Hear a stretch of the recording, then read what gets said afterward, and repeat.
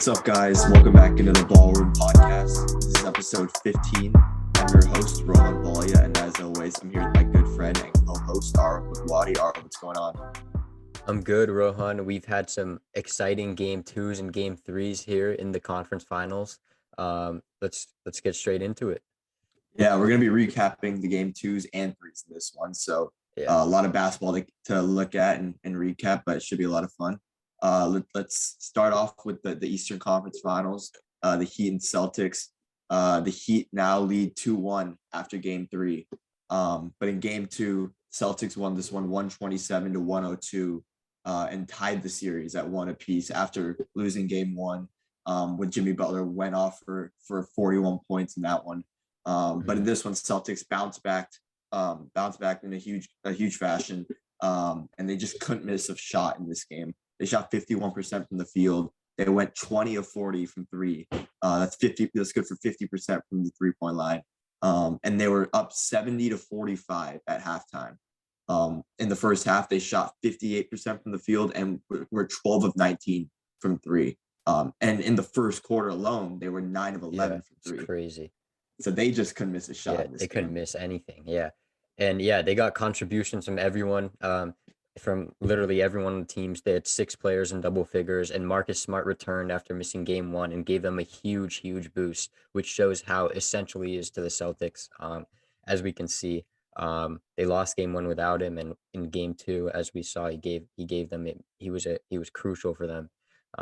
He had 24 points, 12 assists, and he did that with only one turnover. He also had 9 rebounds, and on the defensive end, this is why he won Defensive Player of the Year. He had 3 steals and 1 block. And yeah, he was just huge on the defensive side of the ball. And then he took back over the point guard responsibilities after not being there in game one, which opened up Jason Tatum's game completely, because in game one, he had the point guard responsibilities, which didn't allow him to, score like he usually does and open up his game. Exactly. And in this one, he was just able to just strictly be a scorer. And he was super efficient too. He had 27 points on 62% from the field, and he was 4 of 6 from three. Also had 5 rebounds and 5 assists to go along with it. But in that first half, like we said, when the Celtics were going off, he had 20 points in the first half alone, and didn't really need to do much in the second half because they had pulled away with the game. And so just a great effort by him and also the entire Celtics team. Obviously, Jaylen Brown was also solid in this game. 24 points and 8 boards, had 4 threes in the game. Al Horford, who came back from health and safety protocols, was solid for them with 10 points on perfect from the field, 4 of 4. Grant Williams was also huge with 19 points in this game.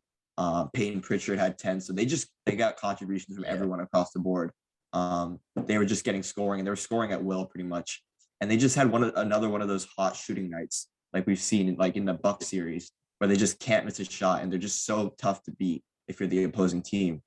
And now they grabbed a huge game on the road to avoid going down 2-0, and now they're 4-0 in these playoffs in games immediately following a loss. So you see how the team is resilient.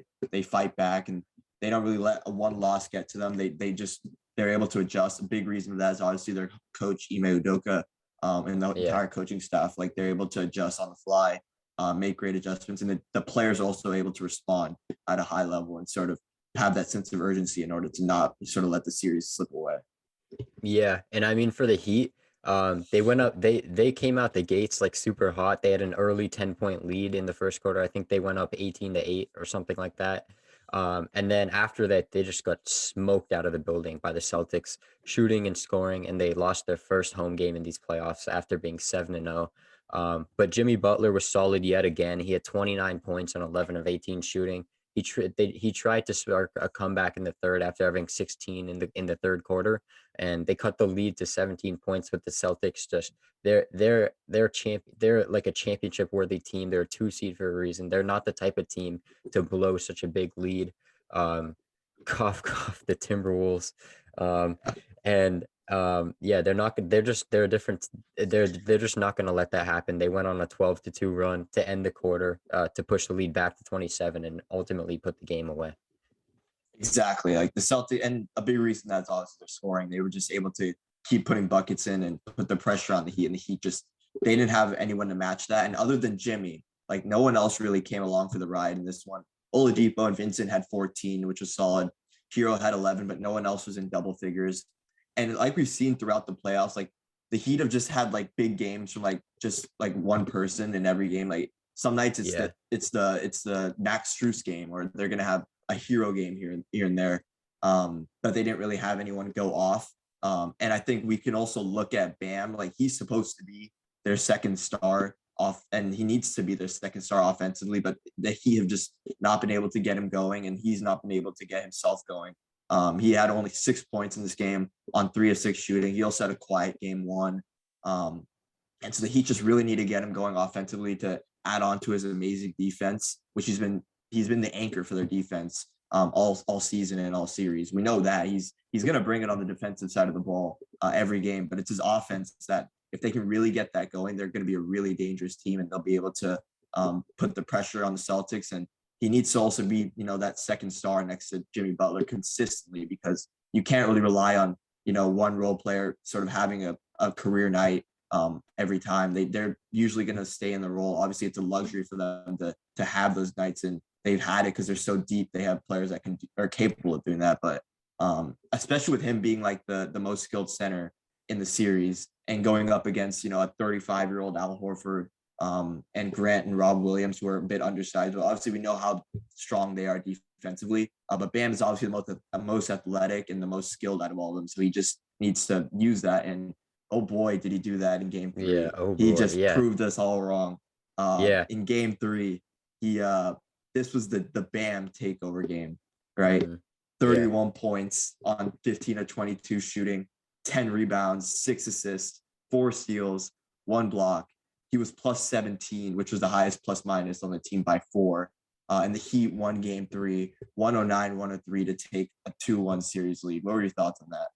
Yeah, it was like you said, it was the Bam Adebayo takeover game. He completely dominated the game on both sides of the ball, both offensively and defensively. He hit that crazy double clutch shot at the end of the game to put them up by 6 with 120 left to seal the game. When I saw that live, I jumped off the bed. That was like an insane shot. I did not think he was gonna make that. Yeah. I don't think anyone did, and just it was a Nah. clean make. It was just straight swish in. He was trying to foul bait. He was trying to get that. It was because the shot clock was running down, and he was No, like that's at the why. 3-point line. Yeah, no, that's why he double clutched to try to get a Exactly. foul, Exactly. And then he just put the Heat on his back. Without Jimmy Butler, who went out in the second half with some right knee inflammation, to take a huge game on the road. This was a steal, and it was huge that they won this game, since they're now in great position as they go up 2-1 in the series. Exactly. But throughout the game, like the Heat were up huge in this game. They were up 26 in the first half. But Boston just kept climbing back throughout the game. Eventually cut it to 1. It was 93-92 with 2 minutes 40 left in the game. But then Max Strus hit that massive 3. He came off that screen, and he was just running that sort of all action, and he had that massive 3 to put them up 4. And then Bam hit that double clutch shot, obviously, to put them up 6, and eventually pretty much iced the game for them. So, I mean, but we saw throughout this game, this was a bruising and physical game throughout the whole game. Injuries, it was crazy, and everyone just came back. They came back exactly. Too. It's crazy, except for Jimmy, obviously. But they say that he's gonna play game 4 most likely. Yeah. But Tatum and Smart also went out with injuries. Both of them eventually came back. But I think like the Heat really set the tone early on that it was going to be a physical game. Defensively, they were everywhere. They had 19 steals in this game, whereas the Celtics had just 2. So that was a big reason they were able to get ahead, and it helped them get out in transition as well. They outscored the Celtics 33-9 in points off turnovers. And offensively, the Heat just dominated the paint, with obviously Bam just taking over. They outscored the Celtics 48-34 in points in the paint. But going back to sort of the transition points and their pace, Kyle Lowry was obviously a big reason for that. He returned after being out the past 4 games, and he added 11 points and 6 assists. But more than that, his playmaking and his pace on offense was a huge reason they were able to get out in transition, and also why Bam was able to just unleash his game in this game. Definitely. Like his absence was a big reason why Bam hasn't been able to sort of take the next, like be the dominant player he is offensively. Kyle Lowry is great to sort of get him in his position and find him in the paint or in the post, and also obviously in transition for lobs and stuff like that. And so when Kyle Lowry's on the floor like this, he's able to sort of take over the ball handling responsibilities and sort of find everyone in their spots. And that's a big reason why everybody was really able to get going in this game for the Heat. Yeah, and after being quiet in game 2, Max Strus delivered big. He added 16 points on 50% of shooting and shot 4-7 from 3, including, like you said, that huge 3 at the end that put them up 4. PJ Tucker was also huge. He had 17 points and 3 threes, along with 3 steals, so it was huge on both sides of the ball. But however, Tyler Hero had another poor game. He only had 8 points on 4-15 shooting and 0 for 6 from 3. And he's been their second option offensively in the regular season, but he's been quiet all playoffs. He's only been averaging 13.5 points on 41% from the field and only shooting at a not so great 23% from 3. I think he's out for game 4, right? He is, yeah, he's out for game 4. Okay. Well, yeah. So obviously, like Hero hasn't really been like a show for them in these playoffs. Especially being their second option offensively in the regular season. But I think the fact that the Heat are up 2-1 in the conference finals, it shows like the depth of the Heat is just unreal. Like they with like Max Strus, Gabe Vincent, Victor Oladipo, all capable of like having big games, like we said before. Like some nights it's the Gabe Vincent game or the Max Strus game. And Oladipo's, he's been pretty consistent for them offensively. And so clearly they hasn't proved to matter. And it's just like a luxury for them. If Tyler Hero is able to be like the 6th man of the year that he was type player in the regular season, like this team is going to be scary because they're up 2-1 in the conference finals, despite all that. Yeah, he's not playing game 4. He's a groin injury. So that's a big blow for them. But that could be a big reason why he hasn't been able to obviously play to his capacity. Exactly. And like for the Celtics, they just got blown out the gate immediately by the Heat, just like they did to the Heat in game 2. So they kind of the Heat kind of returned the favor to them. They lost the first quarter 39-18, and it was an uphill climb the whole game. They were climbing Everest the entire game and almost got to the top, but then fell back down. They cut the lead to 1 late, but they couldn't get over the hump after Max Strus's big 3 and Bam Adebayo's huge shot. Exactly. The Heat were just able to sort of close them out, and the Celtics just couldn't get over the hump. Jaylen Brown, though, had a massive game with a playoff career high 40 points on 14 of 20 shooting. He was perfect from 2-pointers. He was 11 of 11, and he was 3 of 9 from 3. Also had 9 boards, but in that fourth quarter, he was especially huge for the Celtics. He had 14 points, which was a big spark in them making their comeback, and they almost took over late in that game and to steal that game after being down huge in the first half. And also with Jason Tatum out, who was, like we said before, injured, and he eventually came back late in that fourth quarter, but for most of it, he was on the bench. And but although Brown was spectacular in this game, Tatum was just abysmal on the scoring side of the ball. He only had 10 points on 3 of 14 shooting in 40 minutes. And obviously the Celtics needed him to step up along with Jaylen Brown to sort of give them a boost offensively, especially in this pivotal game 3. It was just an off night for Tatum, really. And if they had both of them clicking at the same time, like we know how dangerous they are, and they definitely would have had a better chance in this game.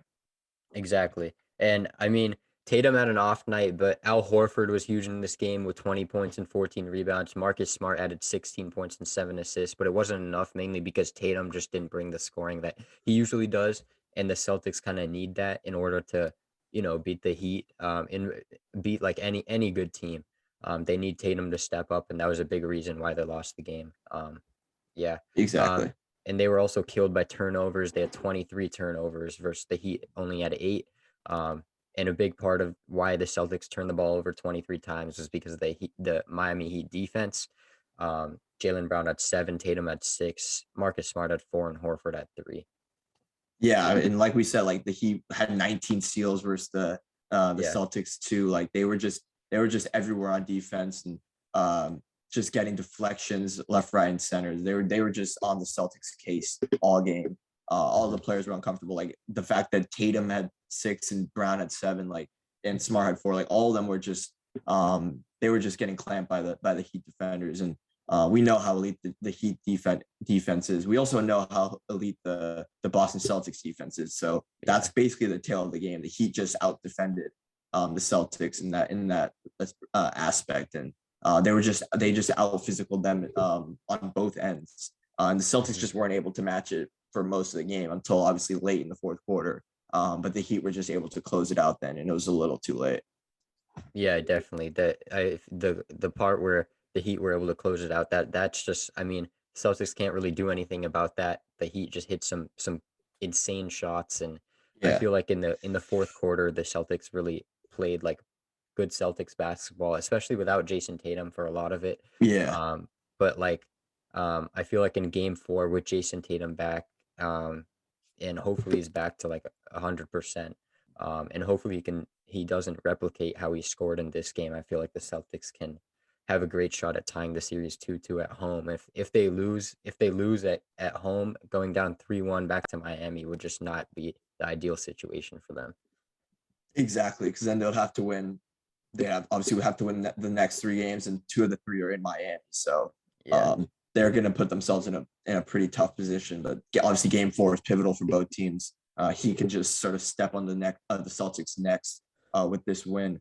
But the Celtics will obviously make it interesting if they can bring it back to 2-2 going to Miami. So a lot at stake in Game 4, and it's going to be huge. It's definitely going to be probably as physical as it was in Game 3 and throughout the series as well. So we're in for a good one, and definitely in Game 4. Yeah, we're definitely in for a treat. We got to get our popcorn ready. And we're super Exactly. excited to see how this game turns out. But in the meantime, should we move on to our next series? Yeah, let's do it. All right, so in the Western Conference Finals, we got the Mavericks and the Warriors. The Warriors won both games 2 and game 3 to take a 3-0 series lead. And in game 2, they won 126-117 to go up 2-0 in the series. And in this game, it was just an amazing comeback win as the Warriors, they were down 19 points in the second quarter and were able to climb their way back to ultimately take the game. And in this game, I feel like Kevon Looney deserves to be the player of the game, as he's showing how much he's improved on both sides of the ball and on the boards, and in his scoring as well, and in his defense. He's just becoming like an amazing player, and a crucial player for the Warriors. He shot 10 of 14 from the field. He had 21 points, which is his career high. So shout out to him for getting his career high points, especially in the playoffs in the Western Conference Finals, which is such a big stage. And then he had 12 rebounds. 5 of those were offensive and 7 were defensive. And like again, when the Mavs were switching onto him, when the Mavs guards were switching onto him, he was able to hold his ground, which shows how versatile of a defender he is. He can guard many different positions. And then this was also his second career postseason double-double. So what are your thoughts on Kevon Looney and his improvement? So from what I'm hearing, you're basically calling him Hakeem Olajuwon. Am I Yeah, correct? pretty much. Okay, Yeah, pretty much. Okay, so the greatest center of all time. yeah, pretty He's up. much. Okay, yeah, it makes He's up sense. there. Yeah, yeah. He's definitely up there. I mean, he was everywhere in this game. He was obviously dominating the paint, dominating both sides of the ball, and I mean, like you said, greatest center of all time, and I think he's up there. I think he should just go in the Hall of Fame now. I think we Yeah, can just I if his completely career agree. ended Yeah, now, I think he's up first ballot Hall of Famer. I don't think anyone definitely, can dispute that. maybe better than Olajuwon too. Honestly, who knows? I mean, Yeah, he's probably in Mount Rushmore now at this point. yeah, definitely. Yeah, and also Steph Curry, he's gonna Steph. He had a great game. He shot 11 of 21 from the field. He made 6 threes and dropped 32 points. He also had 8 rebounds and 5 assists. Steph is he's getting a lot of boards lately, I know as well. he's I think he's stolen some of Gary Payton's powers, Yeah. being the little big man. Uh, but I mean, with that limitless range too, like that's the complete package, and he's also Exactly. up there now, the greatest player of all time. Yeah. Uh, and Clay also, he added on 15 points, and Wiggins had another solid overall game as well with 16 points. And Jordan Poole was also massive on the bench and showing why he's such a crucial piece to this team. He had 23 points, shot 7 of 10 from the field and 5 assists. So and Otto Porter Jr. also off the bench just gave the Warriors a huge ignition. Um, Especially when they were down 19, he had some big shots to get the Warriors back into it. Um, Especially at the start of the second half, he shot 4 of 4 from the field. 11, he had 11 points, 7 rebounds and 4 assists. And the Warriors as a team just absolutely dominated the paint and won the rebounding contest again, which is a big reason why they were able to stay in the game and ultimately come out with the win. They won the rebounding contest 43-30, and they had 62 points in the paint to the Mavericks, who only had 30 points in the paint. Yeah, exactly. They were pretty much dominating the paint, and both just also they dominated the 3-point line as well. Obviously they have shooters everywhere, and everyone was hitting their shots in this game for the most part. And obviously the story for the Mavs is like obviously they can't out rebound anybody. Yeah. And especially the Warriors, like when Looney is sort of getting rebounds like this on demand and just dominating the boards, they're able to get so many more second chance points, which is obviously huge for the Warriors because they're able to just get more shots up. And obviously also the fact that they're just dominating the points in the paint 62-30. Like that, there's no coming back from that if you're the Mavs. You have to be able to defend the paint and obviously rebound as well. And obviously, a lot of the game is now sort of 3-point shooting, and we know what the Mavs are. They will live and die by the three. We've seen that countless times. But when you're not able to rebound, you're not able to prevent people from scoring in the paint. It's so hard to win games, and that's you can kind of see sort of the Warriors sort of exposing some of the Mavs sort of flaws on that end, and the fact that they're just living on the perimeter. They're just giving up too much in the paint, and that's too much to overcome for them. Yeah, and for the Mavs, like obviously it was a very disappointing loss as they were up by 19 points, and if they could have gone back to Dallas with the series being tied 1-1 instead of being down 2-0, that would have been massive. Um, and they in the first half they seemed to be making Yeah. absolutely everything. They shot 50, almost they shot 57% from three in the first half, but then like really cooled off in the second half. Like they couldn't really buy a shot. Um, in the second half. They kept settling for threes instead of attacking the paint more.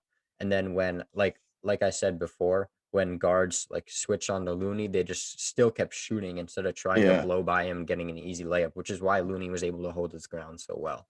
And then third quarter, they only scored 13 points. And yeah, the Warriors had 25, so they were able to cut the lead to 2 going into the fourth and ultimately take over. Exactly. I think sort of the first half, I feel like it was really similar to the first half of game one. Like they were getting really good looks, and the difference was obviously they were just making shots. We said that in after the game ones, right? That they were getting really good shots. They just weren't able to make them, and obviously that's why they were able to get off to such a big lead. And we know sort of that's kind of the recipe for success. If they're able to, they get good looks most of the time. They execute their offense pretty well, and when they're making shots, they're really dangerous. They were able to just dominate the Warriors. They scored 72 points in that first half. So they were just Yeah. making everything. And we sort of I think at halftime, the inside guys were like you have to be able to, you can't you can't win one half and win the game. You have to win Yeah. both halves. And so the question was, were they able to keep up their hot shooting? Because we've seen that that you can shoot the lights out in the first half and then cool off and eventually lose your lead. And that's kind of what happened to the Mavs. They were getting similar shots. They just weren't able to knock them down. And the Warriors were able to sort of turn it up defensively, which is a big reason they were able to climb back into the game. And obviously their offense started to click as well. So it was tough for the Mavs because they were in control of this game. It was going to be a huge game for them to win because they would have split the games in Golden State. And now they had to go back to Dallas 2-0 to sort of avoid going down 3-0 in game three. Like that's really difficult. But big reason of that is obviously just the Warriors and their championship pedigree. Yeah, I think also it's just like really hard like to keep shooting like how they did in the first half for Yeah. an entire game. And like the Mavericks, if they're not hitting their shots, like they're kind of they're kind of like an easier team. Like obviously they're an easier team to beat, but they're kind of like not that hard to beat because Yeah. they settle for a lot of shots and they kind of don't really have an alternative for that.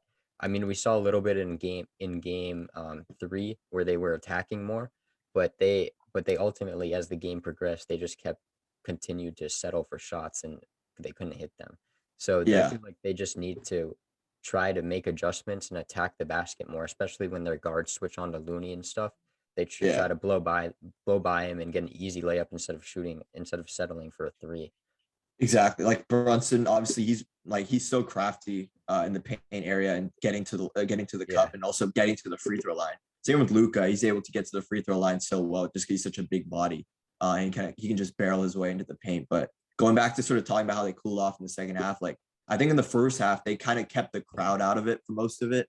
Like the Warriors Yeah. crowd weren't really getting into it, and that kind of helped in terms of shooting because you're able to nullify the crowd. And obviously when the crowd got into it in the second half, it just makes it 10 times harder to make shots because they're obviously rowdy and they're going to get in your head. So the commentators were definitely talking about that as well. Like they were able to do a good job of keeping the crowd out of it in the first half, but once the Warriors crowd got into it and the Warriors were obviously able to feed off of that, it was tough to stop the bleeding because the Warriors just got on a roll. And I think also Jason Kidd talked about it too. Like they asked him like, "Oh, should you have called more timeouts when the Warriors were making the run?" And he was like, he kind of said like it's up to the players to ultimately like stop the bleeding and learn how to stop the bleeding against the Warriors who are just gonna feed off the crowd and continue to make a run. So I think the Mavs, they just needed to sort of like you said, get to the hole more, get to the foul line. That's a huge thing because it stops the clock and it stops the flow of the game. Whereas if you're just gonna keep shooting threes and missing, the Warriors are just gonna get out in transition and pile on to their run. So that was a big reason they lost the game in the second half. Yeah, and in this game, like outside of Luca, Jalen Brunson, and Reggie Bullock, nobody for the Mavericks really produced any additional scoring. Like Luca had 42, Brunson had 31, and Bullock had 21. But Spencer Dinwiddie didn't provide the Mavericks with scoring from the bench that they needed, as he only had 4 points and only went 2 of 6 from the field. And then, like we talked about, they simply just couldn't make their shots in the second half and kept settling for these shots. They kept shooting them. Obviously because their confidence doesn't go away, but um, it was a big reason why the Warriors were able to come back and pull away and win this game. Yeah, and it was also really similar to like the first two games in Phoenix too. Like we kind of saw like it's really difficult for them to have the same like shooting capabilities when they're on the road versus when they're in Dallas. Because when they're in Dallas, we know like when they're feeding off the crowd and the role players obviously play much better at home too. That's just kind of how the game goes, and they're just a completely different team in Dallas. So when they're on the road, they're kind of when they're relying heavily on 3-point shooting. It's really difficult for them to win Mhm. especially if the other team is rolling and they're making their shots and Mhm. defending at a high level. Yeah, are they a different team in Dallas? I mean, the Warriors took game 3. Uh, They it, proved us wrong. yeah, they proved us wrong. They won 109 to 100 to take a 3-0 series lead. And for the Warriors, I mean, they didn't really shoot the ball well from 3, but when they're not shooting it well from distance, they're able to score in so many other ways. They only shot 34.4% from the 3-point line, but they're the best cutting team in the league, and their guys are able to find cutters to get easy baskets close to the rim that can ultimately just get the team going and provide some sparks for them. And then obviously we saw what Andrew Wiggins did. He had a monster game, shot 11 to 20 from the field, 11 rebounds, 6 of those were offensive and 5 defensive. He had 27 points in the game, including 2 of those points came from his insane poster dunk on Luka Doncic, which was the main highlight of the game and probably the playoffs and maybe even the season. He absolutely detonated on Luka, and I can't believe it was originally called an offensive foul. What do you think about Yeah. that dunk? Wiggins in the post game was like they tried to take it away from me. But nah, Steve Kerr wouldn't let that happen. And luckily he challenged it and they overturned it. But I mean, yeah, Yeah, like you said, 2 of those points, 2 of his 27 were that dunk. I feel like it should have been like he should have gotten like 10 points for that dunk. yeah, it was insane. He, Literally, I mean, he just I was annihilated Luke. I was on the plane. I was on the plane and I yelled on the plane. I was like, "Oh my god!" I just jumped out of my seat and just roared like Kevin Yeah. Harlan did on the call. That I mean, that's dunk of the year. That's I don't know. That's everything. I mean, that's one of the best dunks I've seen live. It's just the fact that he came in and took off from the dotted lines. and the way he pulled back too, it looked like he was flying. And the fact that it was on Luka too, he just annihilated Luka and just baptized him really. So it's really embarrassing for Luka. He got put on a poster. That was his Kodak moment, and Wiggins just that was a gut punch to the Mavs. Yeah, and on the possession right after this crazy dunk, he also had another putback dunk after Curry's missed floater, which is just this is the Andrew Wiggins that we all want to see, aggressive and no regard for human life, just like this is like high school Wiggins, right? Exactly. He used to just baptize. His mixtapes were insane. He used to baptize kids on the daily. He was like Zion in high school, except not like 300 pounds, but just dunking on people and flying to the rim. And this is the Wiggins we want to see, the aggressive Wiggins who is out for people's lives, and he really doesn't care. He has no regard for human life, like you said. Yeah, exactly. And obviously, it was not just Wiggins. It was a great team performance. Steph Curry, he had 31 points and 11 assists. He had that wild no-look three-pointer from the corner that gave the Warriors all of the momentum. His run at the end of the first half that ultimately had them take a 1-point lead going into halftime. It sparked the Warriors, and they didn't look back after halftime. And then Clay added on with 19, and Draymond had 10 points, including that he shot that three, which was called a two, but I mean it was a two, but like it looked like a three, and he made it, which was good to see, obviously. Yeah, Warriors just really obviously Wiggins was a huge spark for them, and they had Clay obviously clicking as well. He had 19 points, and but Poole obviously he didn't really need to do much. He had 10 points, but that deep dagger three at the end of the game really iced it when the Mavs hit a couple threes to cut it to 5. Yeah. And then he hit that 3 to push it to 8. So that pretty much iced the game. So that was huge. But the fact that Poole doesn't even have to be a 20-point per game scorer, and Wiggins can sort of step up and be the second option, that just shows the depth of the Warriors. They have 4 bona fide scorers who can step up offensively. And the fact that Steph's able to just continue to dominate is huge for them, and kind of rewinding the clock back to the championship run days. Yeah, exactly. And they dominated the boards yet again as a team. And Kevon Looney had 12 rebounds, 4 offensive, 8 defensive, and the Warriors dominated the boards 47-33. And then similar to game 2, where they had 33 assists, they moved the ball really well, found open cutters, cutted really well, and they had 28 assists. Yeah, so that's just Warriors basketball at its best. And we know that they're at their best when they're moving the ball and finding everyone. Everyone's moving off the ball. Steph and Clay and Poole are all flying like decoys, and Draymond's able to just find them. So this is Warriors basketball that we know. This is their dynasty basketball that we've seen in the past 7 years, 8 years, and they're just stepping on the Mavs. They just stepped on the Mavs' necks in this game, and really just it was a gut punch for the Mavs, who are now in a 3-0 hole and are facing elimination in game 4. Yeah, and for the Mavericks, nobody else for the Mavericks besides Luka, Jalen Brunson, and Dinwiddie produced any scoring, which just negates these guys' great performances.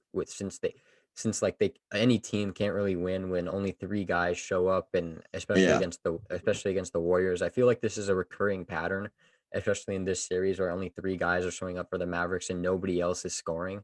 Like Luka had 40 points. He passed Dirk Nowitzki with the most 40-point playoff games in franchise history with 8. Dirk has 7, but he's only 2 of 6 in these games. And Jalen Brunson had 20 points. Dinwiddie had 26. But in this game, Reggie Bullock just straight up did cardio the whole time, as he shot 0 of 10 from the field and 0 of 7 from 3, and had 0 points. And Kleba was doing cardio as well. He shot 0 of 5 from the field, which were all threes, and had 0 points. So they combined, Bullock and Kleba combined to shoot 0 of 12 from 3 and 0 of 15 from the field, which just kind of just negates Doncic, Brunson, and Dinwiddie's performance, and since these guys, which you expect to hit some big threes, maybe give you 10 to 12 to even 15 points, and they're not even scoring. They scored 0. Exactly. The fact that they only had 14 points outside of those 3 in the entire game is just how are you supposed to win with just 3 guys scoring? And nine of those were Dorian Finney-Smith. So in reality, they basically only had like 4 real scorers in this game. Which is just like when you're going against the Warriors, they have pretty much anybody scoring at all times. And obviously like 4 bona fide scorers, like I said before. So it's just hard to keep up. They just don't really have that depth that the Warriors have and the other teams have in the conference finals. But I think the Mavs are kind of just happy to be here. Kind of attitude, like they overachieved this year massively. That Sun series was obviously really impressive, and this is a successful season altogether. But we kind of know, like, in the off season they're really going to need to sort of build their depth as a team, and they can't really just have 3 players in the playoffs who are able to score for them. Like, they got to get some other bench pieces who can come off the bench and sort of be a scorer other than Dinwiddie. So yeah, I think they definitely really need like an Andrew Wiggins type player, right? Who's just a consistent scorer at all times, doesn't need the ball that much. He does the little things like, get offensive rebounds and play solid defense. And that's definitely going to elevate this team. And otherwise, like, their team is pretty solid. Like, they have Dinwiddie was obviously a huge addition for them, right? He's given them massive boosts off the bench, but other than that, like, it's just Brunson and Luka. So it's pretty tough to win games like that. Man, you're talking like the series is over. What do you mean? Have you seen the graphic? Teams are 146 when they're down 3-0. They could change the narrative.